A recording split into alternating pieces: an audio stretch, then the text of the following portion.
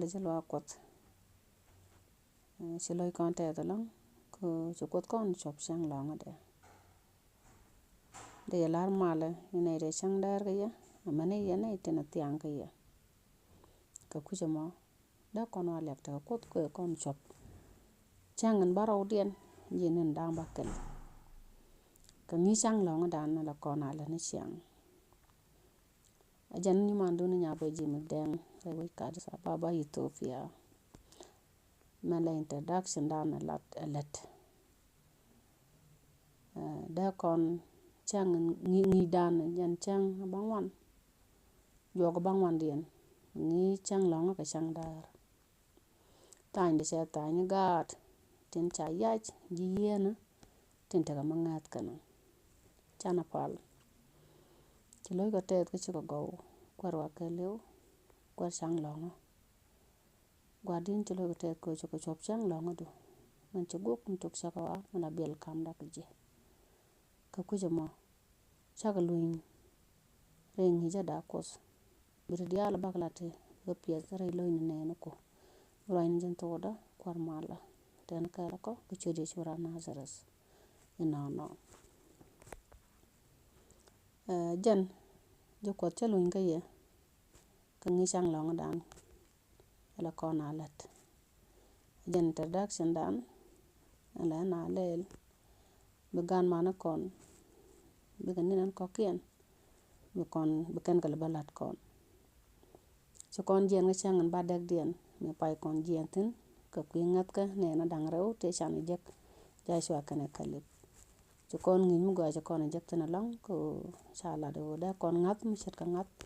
dien da kon do anta ma chana la ben ka gat tin cha yach yena tin ta ma ngas kana kata ande loj ke je aga na ga de ti tin chalat ka kan kon ne tin ta je yena tin ngat kon mi baban te lip kon kwaran yesu kristo namo angat mi ta loy dana long ka chara ka yen ka kon ko chang wi dana long en go ngat kon mun en go en ti kwara yai kon kwaran yesu kristo ko chala ro cha ko ba gwa be ore ka ka ku dan chere me ci ja cho jal kel kan ga zirwel ka ci mudo bo ka janta me dan ci ta kel ga zirwel ci ja cho ban gol se gor ci kan mun ci kan jak antama ba kon lip kon mun en ci ku da yai ka ku dan mo kon ka ciyo kan tit kon ka wich aba lo nya gwas bo madun yen ji yena en wale chala ran go ba ye loch na kare da kon wa amin eriet gwalong walo nya gwas bo madun yen ji yena ala mun ngai kon jan rai kon ku da ka bo ga chwa ke le kan mondial te cha ja ka gwa de dan ci ga zirwel ci ka mon ken jak gwa de nyam ci adam cha ka mun nen gwa la kon a cho la ka giden mi jege cha pit te de jen dia te ten ni tuk cha ko wa ci adam ci bentul re mon ci ka dakan ko ci ko do re mon cha yorar re ka ka giden ci tul re gwa de te ten ci ko bo ci yai de se nyogo lane ko ce ko no go ne ke ce ya chelat ke no wo ci no wo chen kel ne te chen kel je men me cha ti jek lat bo ci ko ci loy de nyogo jek cha wo che da ka piu ci jigwal no wo ci ka mun ndo den ci kan wo ya pin en ko kon de je lo nya yan gat tin cha ya mun ba la ro lo nya jang na kare ko loy ko la ko je la kon nyoga mu sio lo kon jok nyok te kon nyoga siole amana tama chana je ka ga zirwel no ci ja chwa che kes no mon che ga la ka awa ka ja chwa cho wal jok che kes ne wi ni tu mon che ga kwen pen te lat pek mon te sha kam dur Israel kana eten kwenje ka jan gwa ta taga gwe kanan chiotete chigarong dungde tum kanaro kaleng ande kon mun en cha yach rayeka len ka je men gwa long ka kwe dan an wala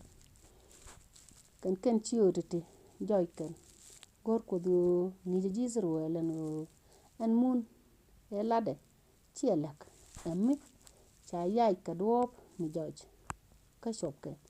dong de bi ya jamo ja ka tok ka ladien ka kwida ya je ci ko da yaj mun ka kwi gan zir wel me cha ka jogo bi awo re mon ci wona kantin bang ka ci ko da nguna lalak me de lang ne je ka ala wo ci na bu shop re mon yai ko da la to ko mi ci ko da yaj la pena gwade ce cer ka yaj dan la koro yaj ka mi shi ba penten kot la yaj la nguna kala shi ba gwade a jene kot ya je se yaj ba yik penten ci la gan go ba ga disruel ba ka yaj mun mo wa a jen tok da ka ba yik shop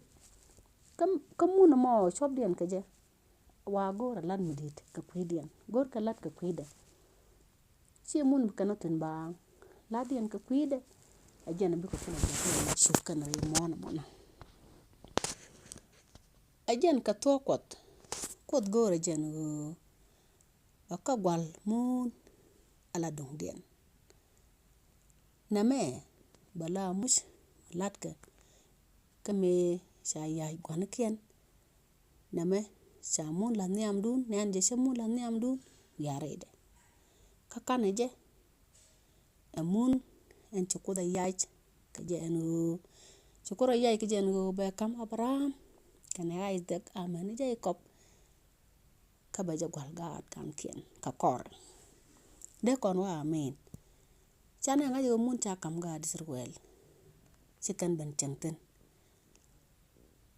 awa ka tok de nyok ci kot se ba nyokam Abraham kane ay dek ngay kon Abraham e wunu ci ko do pot ci kon e dialti ci kon bana kwai ke ba mun be ban gwal kon gad gan ke ajen mun ta kon tin ta ma lep kon dung do kan te ka gwas me de kan let ke je ka jen joga me ban cher tin cha gor re roi kot ka kuin mon an cha yaj kana men de kon lat re ye ka gwich amene ka kuin ne tin lat ke eno titi cha ga jegre yeso awa ni ne ti ban ka ye gwich gwa ka kan jong titi jong to wa kon tente ti kon to ka jen chang bang wan den kan mon titi ka mon to go ti sinat chengten ka sha kor ti baj cha ka jekten ka jega ka kat ti baj ku chane shunen me shi adam ban woni chenga che bandak kan da ji acham mi shi ko do gogo shi kan da cham shi ko to were kaka shi na wol ben cham shi Abraham shi ben cham kan to dial to ke kas ti baj kon gar ti la gad gan ken tin lib mun lib kon bo ka chang ma baj la me won kon go en yen ta kontinent shi loy kon yen ka lep ka me ben a jana ta kon tana tama ko lip kon go munen go an ci kwer kot a war ya laka ko she walat ku kon lip gora ladan en go ban wore mo ci ko lim ni kweri yesu ci kon bilim ni jatoja she me ga disir wel ko da laro mun ci kam ka ci lek amma gor lat en go bi ga yik chobre mon en go an te liet kana twar gora ladien amena Abraham bo en cha kon kula pot ke je shalet bo ko kwi mon amena Isaac mena Jacob kan ya che let ko kwi mon ka kon ke mum bana lat ko lip kon kwarani yesu lip kon mun Jerusalem en bo kon ten lip kon e di tem gwi kon yesu tele ti je karede tel lo ay mi je karede ka tele mun mi lip kon reide mu gwa mu ba kon nang tin mu bana bay te kana me bo kon wo parwich Meshe jana no de kono gwejde ka do bu shubloida e o te kore mon me lep kono